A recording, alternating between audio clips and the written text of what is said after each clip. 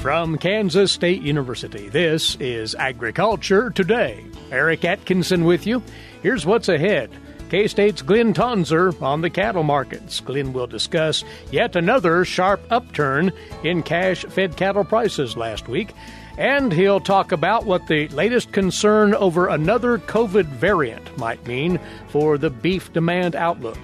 Also today, K-State's John Holman discussing the nutritive value of corn and sorghum crop residue for cowherd grazing here in the late fall and winter. He'll talk about the components of that residue that cows prefer. He debunks some misconceptions about grazing cows on crop stover. And John tells how to determine the available duration of grazing on those fields. All that and more coming up next on this Agriculture Today.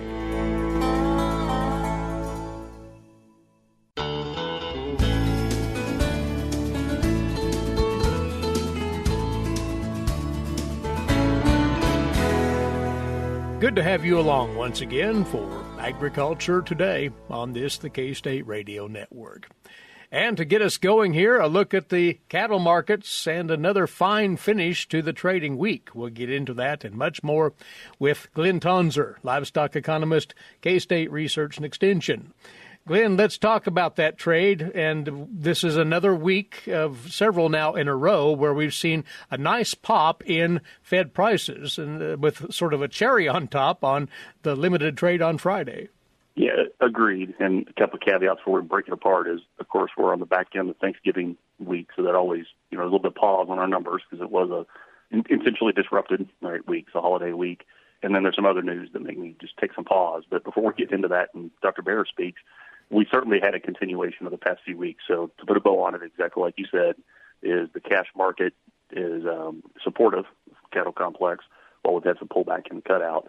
And to put numbers behind that general statement, cash trade called by AMS, again for the holiday week, was 139 or 140. There was some specific transactions in Kansas called at 140. I'd probably say AMS would call, again, the odd week, Wednesday and Friday at 139. But regardless of which one of those you use, we're up $3, if not $5 for the week before. Compare that with the board. So December live cattle contract was at 138, and it was up about $4.50 on the week. So definitely ongoing strength in the fed cattle complex. There's a lot of chatter, lots of news forums and so forth about packers chasing cattle, market-ready cattle, particularly higher quality cattle is what they're chasing. We're seeing that translate over more. There's still quite a few cattle from a cattle on feed inventory perspective, but in terms of market-ready, high-quality cattle, we see more being chased. Round this out with feeder cattle. AMS called the Dodge City market on Wednesday. They actually called it $3 to $4 lower, depending on what weight class you'd look at.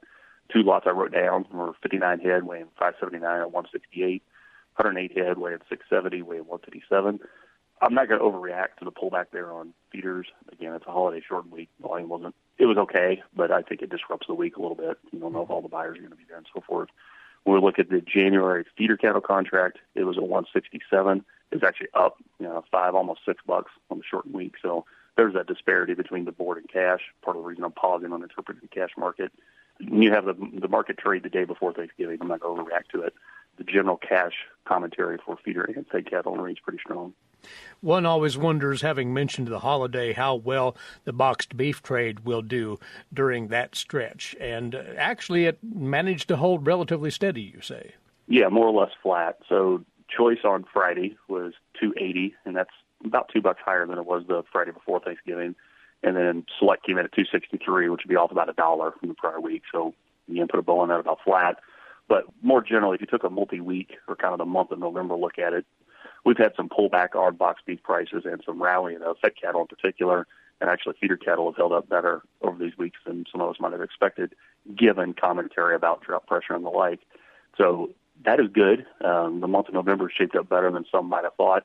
From a supply and demand perspective, we're entering into December in a pretty good position. We'll talk here in a moment about demand updates and surprises that happened over the weekend. So we can't take that for granted, but just simple fundamentals that are sort of within the cattle complex are shaping up pretty well. To drive that home even more, cattle processing numbers, as reported by USDA, continue to come in kind of on par with what we expect. So the initial estimates for last week through Saturday were 566,000 head. Yes, that number's lower than we've been quoting, but again, that's the holiday effect. To compare with the Thanksgiving week the year before. We had harvested 2,000 head more this past week. Combined for the year, federal inspected cattle slaughters up nearly 3%. So we managed to push through more. And until recently, that was a core reason that we had strong cutout prices and not as strong fed cattle prices. The system was flush. But that story, week over week over week, is slowly changing, and that's what we're seeing in part driving those higher, 140. Talk about 140 on fed cattle prices. Well, further thoughts here on that demand side. You do conduct your regular survey, the Meat Demand Monitor, monthly, and that's coming out very soon, right? Yes. So literally tomorrow we will close the data collection for the month of November. Most likely by week's end, you'll see those numbers come out, and then we'll start December and so forth for those that follow us regularly. But I think before we go any further, it's really important to recognize that actually both retail and food service beef demand has held up more throughout 2021 than we anticipated. That's the demand support for the higher choice cutout, and by extension, we've had higher cattle prices than we would have expected given what we went through. I'm setting the stage there because, new news will come out this week. I have reason to remain optimistic that looking back on November, the numbers were pretty good. Mm-hmm. But looking forward, the chatter about inflation and what that's doing to net dollars available to consumers, that's growing. So there's a lot of consumer cash that's been built up in the last 18 months, in no small part because of unprecedented federal stimulus. But we're starting to eat through that when you look at charts of the amount of cash on hand, consumers starting to use credit cards more and so forth. To what extent that starts pushing against protein demand is certainly something we need to watch. At the same time, there's, unfortunately, in the past week, news of a new variant. Again, I'm not an epidemiologist. I don't want to get into the politics of naming variants and the like, but the variant of Omicron, as I understand it, tied to South Africa, made the news a lot. For those that followed equity markets on Friday, we had a large pullback, and we're sitting here on Monday. We need to watch and see what that does as a spillover into the commodity complex. Oil prices took a big hit on Friday. I think some of this may well come back this coming week. Markets tend to react hard to new news. I think there's reason to say maybe it was an overreaction. But notice I said maybe.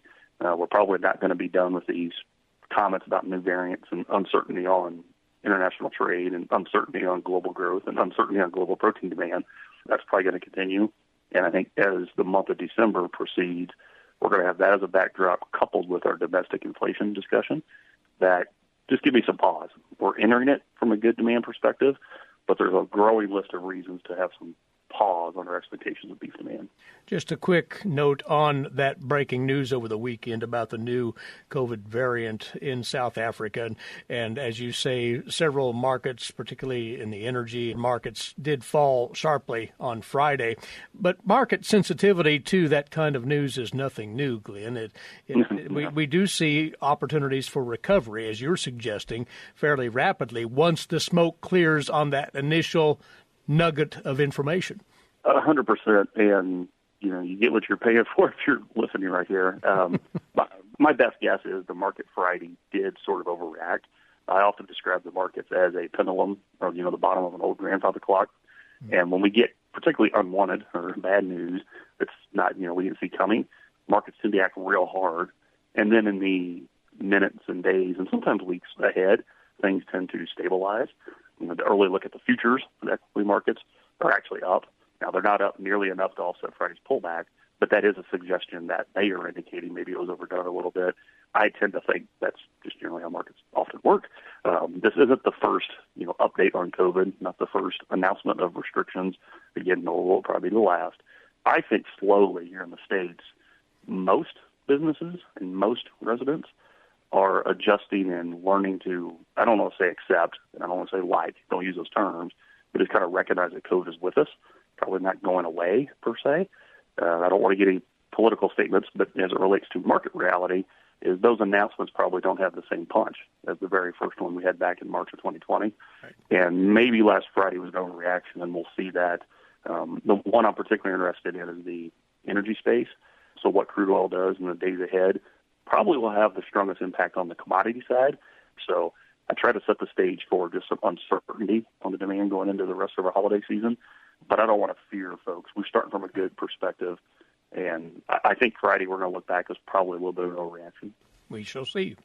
And let's finish on this, and this is a positive as we look at your latest calculations on expected feedlot returns at the Kansas yards. We are finally seeing a turn toward black ink, it looks. Glynn? Yes, we are. So narrowly, I did these monthly. You can find them on agmanager.info for those that aren't already aware of that. But even more narrowly, it's important to note, these were updated on November 9th. So, we're looking back several days now, and that's relevant because fed cattle prices have rallied a fair amount since I did this. So I'm going to share some positive news. And actually, if I hit rerun on my exercise sitting here today, as November concludes, we'd have even more positive expectations is the point.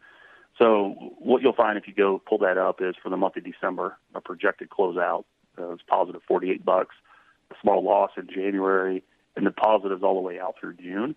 The most positive month actually breaks $100 in the projection for closeouts in May. That corresponds with cost of gain that are going down as we move from here to May, and fed cattle prices that are going up into maybe the low 140s, maybe mid 140s. So if you have some improving cost of gain and improving output prices, you could offset just a little bit higher placement prices and get better and better projected margins. That's what's underneath those numbers. But I also want to drive home, this is done monthly. Lots of feedlot operators keep their own books, and they do a version of this daily to monitor their own, hedging positions and the like. And we've had a notable rally. I mean, we've had a $6 rally over the last 2.5 weeks. So every number I just gave you would look even more favorable if I was to push the pencil again today. For a complete rundown on those projected values for finishing steers in Kansas feed yards, you can go to agmanager.info and have a direct look. Glynn, the insight always appreciated. Many thanks. Thanks for having me on, Eric. On the cattle markets, livestock economist Glynn Tonsor, K-State Research and Extension. And this is Agriculture Today.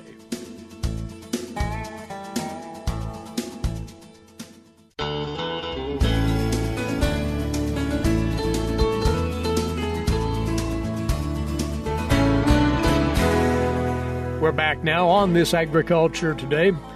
And the cattle management practice that we'll take up now is hardly anything new to producers, but it always drums up a lot of questions at this time of the year, post-harvest, as to how to make the very most out of that crop residue as a grazing resource for cattle, largely the cow herd. And we're joined now by a cropping systems agronomist with Kansas State University, based in southwest Kansas, John Holman. He just put together an article on crop residues, the nutritive value, and options for grazing in an e-update newsletter out of K-State Agronomy. John, long-time opportunity for producers to make full use of that residue.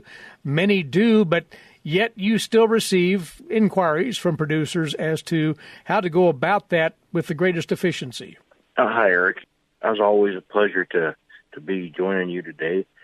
Crop residue grazing is an excellent resource. It's something that many have learned to adapt here in the state, but I think we have a lot of opportunity to increase that. As you look further outside of Kansas, you look north, you look south, I think some of our neighboring states are doing a little better job of incorporating that into their systems. And, there are some concerns that growers have, whether that be from the cattle standpoint or the crop producer standpoint, and it'd be good to visit with you about that today so that growers know how they can work around that or some of these concerns we have. Really, I don't think we really need to be that concerned about. Let's go ahead and hit upon some of those common, misgivings or concerns about turning cattle out on that residue, John. And you've likely fielded more than a few of those from producers.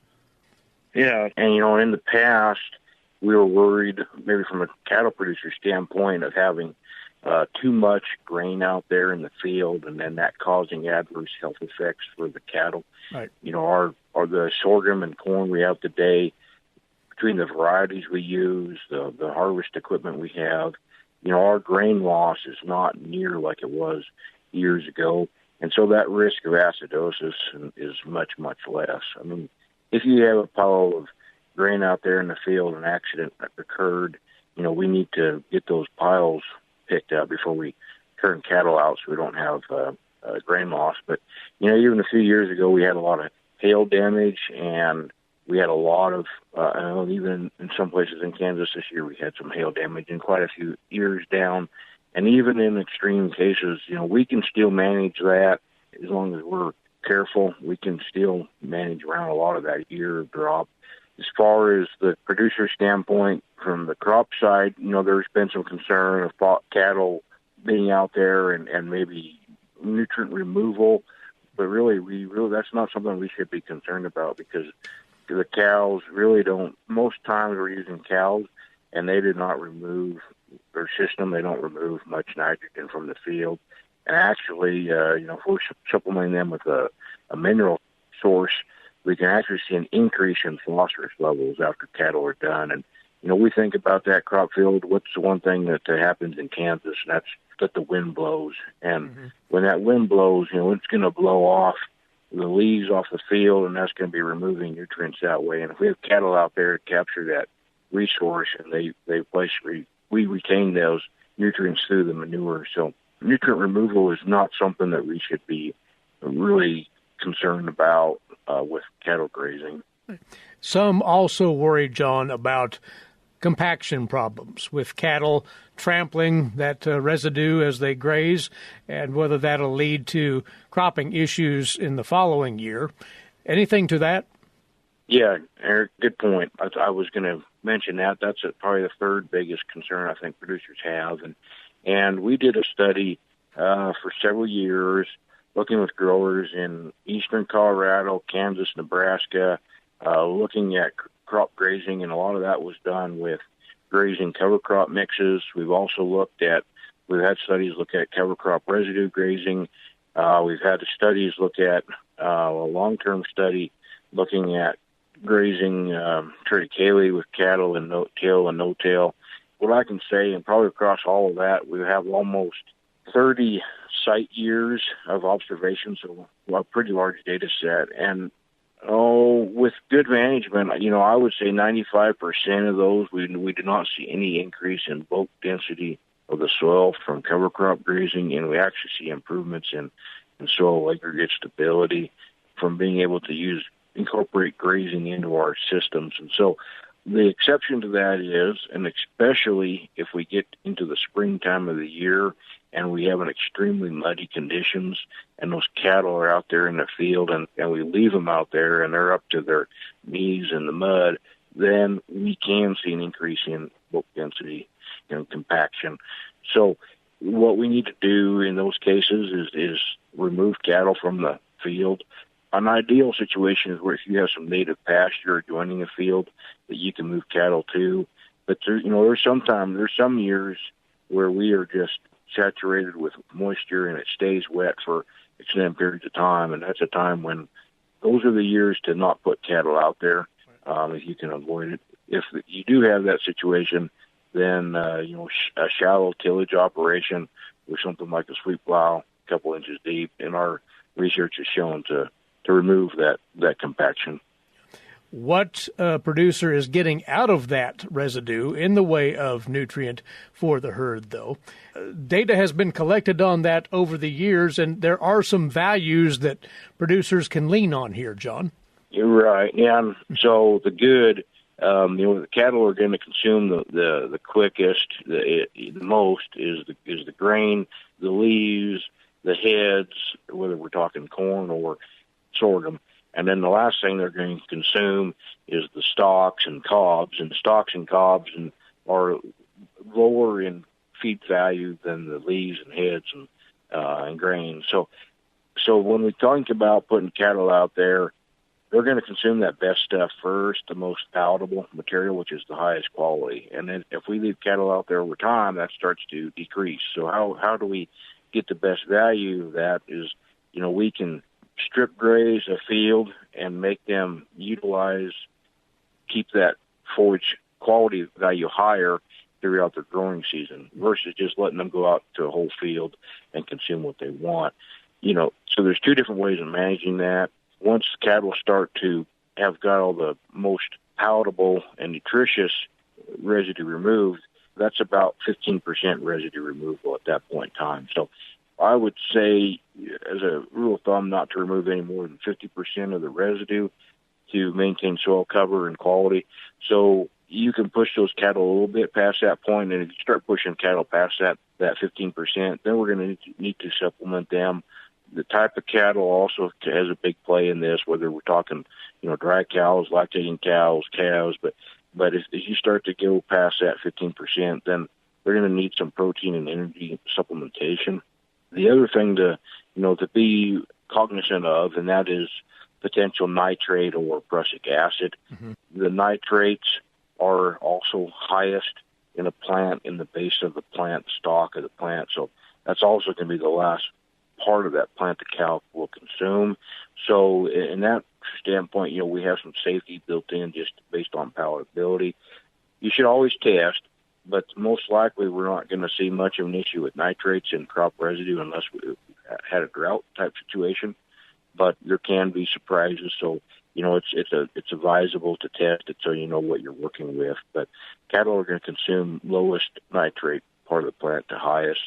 And then prussic acid, we're doing some current research on prussic acid, and I guess I would say, stay tuned. But some of the things that we've thought of for years as kind of our guidelines we're finding may not be exactly true, but I can say that, prussic acid risks are highest with new growth, and so in the fall we can have some sucker growth until we get a killing frost. And so it's still good, advisable to wait until after a good hard killing frost before you start grazing.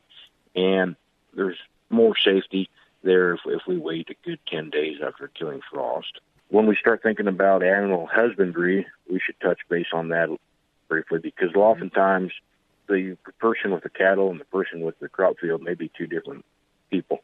And so you have to come up with put a value on what that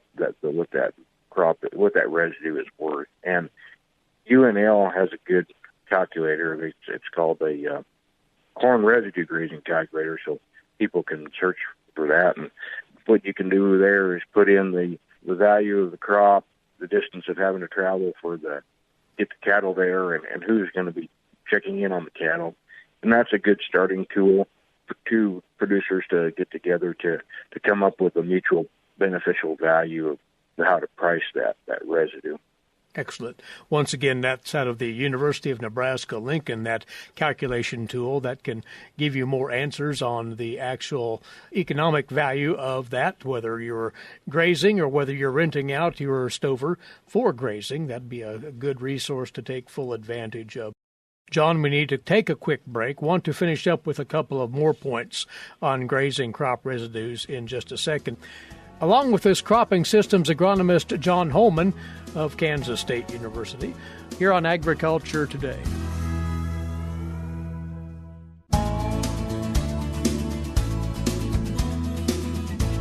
Agriculture Today returns now, and we're in the midst of a visit with cropping systems agronomist John Holman of K-State. John, again, is based in southwest Kansas and has logged a considerable amount of research time and experience into crop residues when turning cattle out on them after the harvest is over, which obviously it has concluded here in Kansas. John, one of the other questions that producers often bring up: how long should they leave their herds out on that stover? And you touched upon leaving a certain amount of residue for cropping purposes and conservation purposes, but can one come up with a period of time that they can shoot for there and make plans accordingly? Yeah, it's a good question, Eric. And, those residues, the time of grazing, too, is important. So, we would recommend getting cattle out there just as soon as possible, because over time that residue will weather and you're going to start losing quality off of the field. So the quicker we can get on there, the better. If they've got, if our options are to graze residue or native pasture will hang on to the feed value of that better than the annual crop. So, I'd say get on there as quickly as possible. The other thing is to think about how much to try and target that 50% residue removal. A good rule of thumb, just to look at the harvest, knowing what the harvest index is, and that's what the harvest index is how much residue is produced per bushel, and it's fairly consistent for both corn and sorghum. So you can take the grain yield and divide that by 3.5 to get the number of grazing days for a mature cow, And so that'll give you a good estimate. What we can get about on an irrigated acre, we might be able to get a month and a half to 2 months of grazing per acre per cow. A good dryland production field, maybe about a month. And if our yields are down on a dryland field, it might be only 15 days, something like that.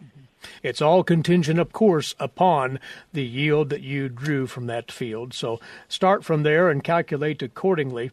It seems so simple, just put up some hot wire, turn the cattle out, but you would, John, like producers in closing here to manage this a little more acutely? Yes, I still think it's simple, Eric. I think it's pretty. There's a lot more challenging things we do than this. But, that's right. But like anything, staying on top of management, your management game is always critical from both cattle needs and the crop needs. So, a little management and just understanding of some of these concepts, and we do have some tools and resources available and always available to help answer any questions, help address any concerns producers might have. You can go through K-State Research and Extension channels to have a look at what this university has generated over the years in regard to maximizing the utility, to put it that way, of crop residues for cattle grazing. And hey, John, thanks. We appreciate you sharing all of this with us. Take care. Thank you, sir. John Holman is a cropping systems agronomist with Kansas State University, and we'd also direct your attention to that Agronomy e-update article on crop residues, nutritive value, and options for grazing, recently posted at agronomy.ksu.edu. Well, capping off today's edition, a somewhat related calendar item to remind you about. K-State Research and Extension, again, will be hosting that cover crop workshop and livestock grazing tour a week from today, Monday, December the 6th, in Norton County, northwest Kansas.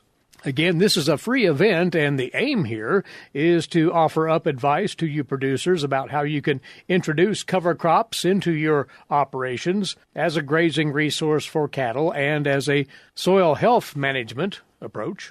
A big part of that is that afternoon grazing tour of several farms in Norton County.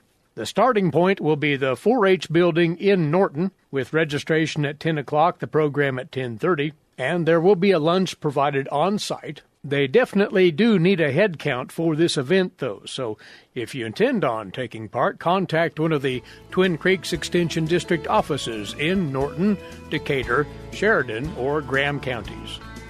Our thanks to you for being along with us today. Eric Atkinson here for Agriculture Today over the K-State Radio Network.